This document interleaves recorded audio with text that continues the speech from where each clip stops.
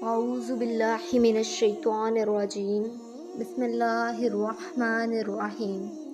حالات امام بخاری رحمۃ اللہ علیہ۔ سیدنا ابو ہریرہ رضی اللہ تعالیٰ عنہ بیان کرتے ہیں کہ جب سورہ جمعہ نازل ہوئی تو ہم رسول اللہ صلی اللہ علیہ وآلہ وسلم کے پاس بیٹھے ہوئے تھے۔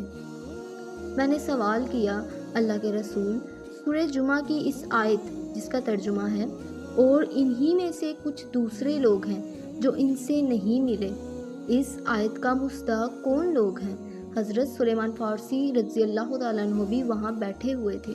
رسول اللہ صلی اللہ علیہ وآلہ وسلم نے اپنا دست مبارک ان کی ران پر رکھ کر فرمایا، اگر ایمان سریہ ستارے کی بلندی پر ہوتا تو ان لوگوں میں سے کئی لوگ وہاں تک پہنچ جاتے اور ایمان کو وہاں سے حاصل کرتے۔ رسول اللہ صلی اللہ علیہ وآلہ وسلم نے اس آیت کریمہ کا مصداق اہل فارس کو ٹھہرایا ہے کہ یہ لوگ دوسروں سے بڑھ کر دین اسلام کی خدمت کریں گے۔ چنانچہ ایسا ہی ہوا۔ صحابہ کرام رضی اللہ تعالیٰ عنہ کے دور کے بعد اسلام کی نشر و اشاعت کا جتنا کام اہل فارس نے سر انجام دیا، یہ سعادت دوسرے لوگوں کو نصیب نہ ہو سکی۔ بڑے بڑے محدثین اور فقہائے اعظام کی اکثریت اسی علاقے سے تعلق رکھتی ہے۔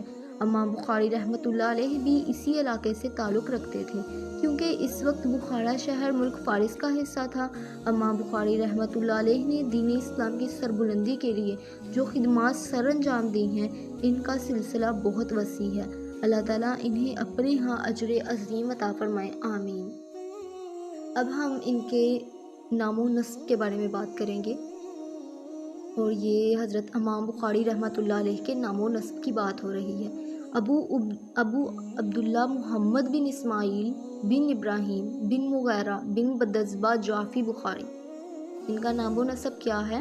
ابو عبداللہ محمد بن اسماعیل بن ابراہیم بن مغیرہ بن بدزبہ جعفی بخاری۔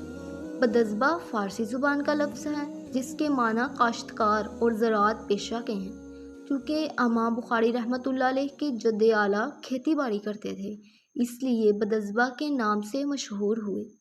یہ بزرگ اپنے آبائی مذہب کے مطابق مجوسی آتش پرست تھے۔ ان کے بیٹے اور ابراہیم کے والد مغیرہ یمان جعفی کے ہاتھ پر مسلمان ہوئے۔ اس زمانے کے دستور کے مطابق جو شخص کسی کے ہاتھ پر مسلمان ہوتا وہ اسی کے علاقے کی نسبت سے منسوب ہوتا تھا۔